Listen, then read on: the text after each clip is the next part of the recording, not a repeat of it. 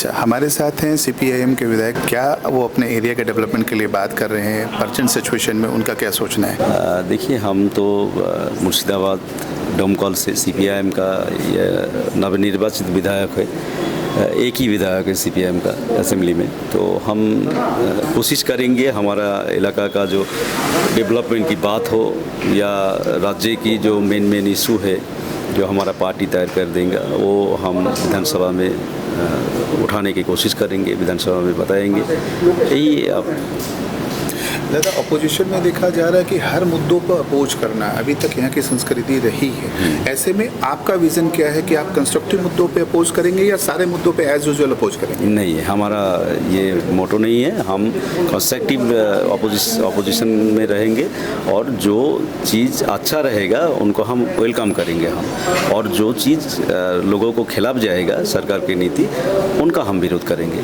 सभी चीज़ों में अगर विरोधिता करना है तो वो कंस्ट्रक्टिव अपोजिशन नहीं कहते हैं उसको डेमोक्रेसी में।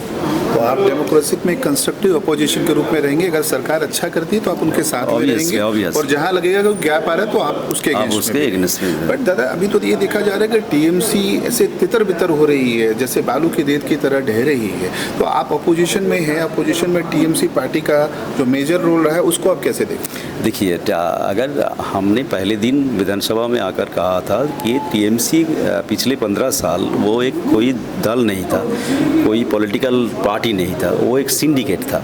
जो सिंडिकेट में सभी धंधाबाजी लोग इकट्ठा हुआ था और धंधा करके चला गया। और जिस पार्टी का कोई नीति नैतिकता या ये नहीं रहता है, एथिक्स नहीं रहता है, और जो पावर केंद्रिक जो दल होता है वो पावर चले जाने के बाद ऐसा ही होता है। तो आज टीएमसी का हाल यही होगा क्योंकि वो नीति नैतिकता नहीं था, सभी चोरी दुर्नीति करप्शन यही चला है 15 साल। तो जो लोग धंधाबाजी के लिए पार्टी करता है वो जिस टाइम पावर चला जाता है वो पार्टी के साथ नहीं रहता है। वही हुआ है टीएमसी के साथ।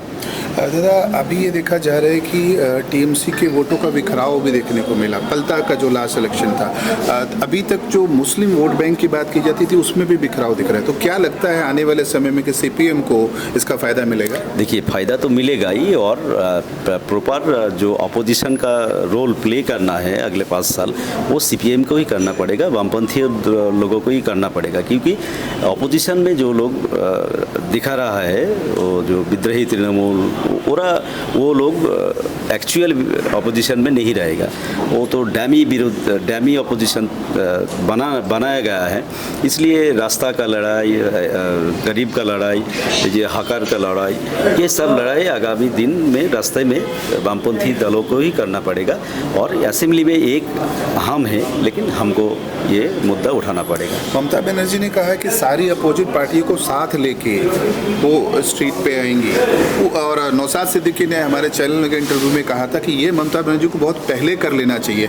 अब क्या होगा जब तो चिड़िया चुग गई खेत? आपका क्या कहना है? देखिए, अभी तो ये बात का कोई मतलब ही नहीं है, क्योंकि उनका दल ही नहीं है तो उनके साथ कौन जाएगा।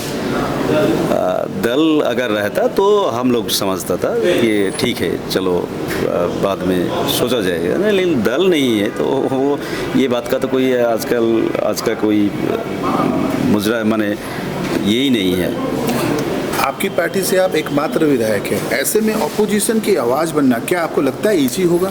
नहीं, ईजी नहीं होगा। चैलेंज, ये हमारा चैलेंज है, लेकिन ठीक है, इंसान तो चैलेंज एक्सेप्ट करता है।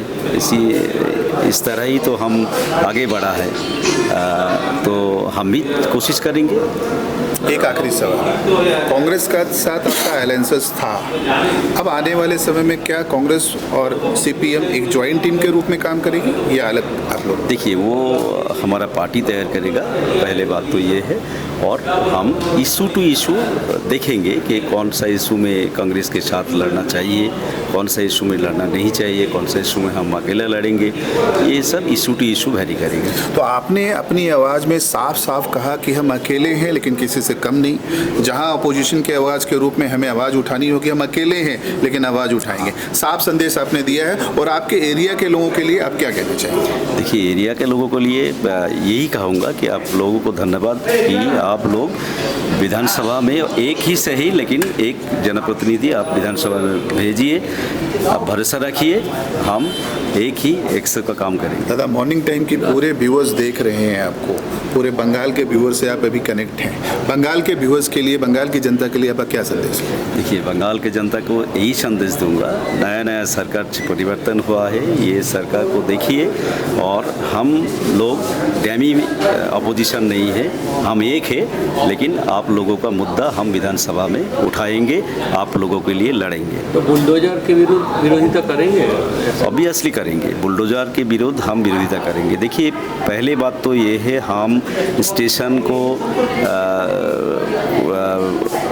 ये करना, जो डेवलप करना, इसका हम विरोध नहीं करता है। लेकिन जो जल्द कर रहा है विदाउट नोटिस, रात 12 बजे बुलडोजर लेकर चला जाता है, ये लोग तो हमारी नागरिक है इस देश का, ये लोग तो हमारे भाई हैं। पुनर्वासन देकर इन लोगों को ठीक ठाक पुनर्वासन देकर ये सिद्धांत कार्यकारी करिए, यही हमारा डिमांड है। धन्यवाद दादा, व्यूअर्स के साथ में अपना व्यू शेयर करने के लिए। Thank you.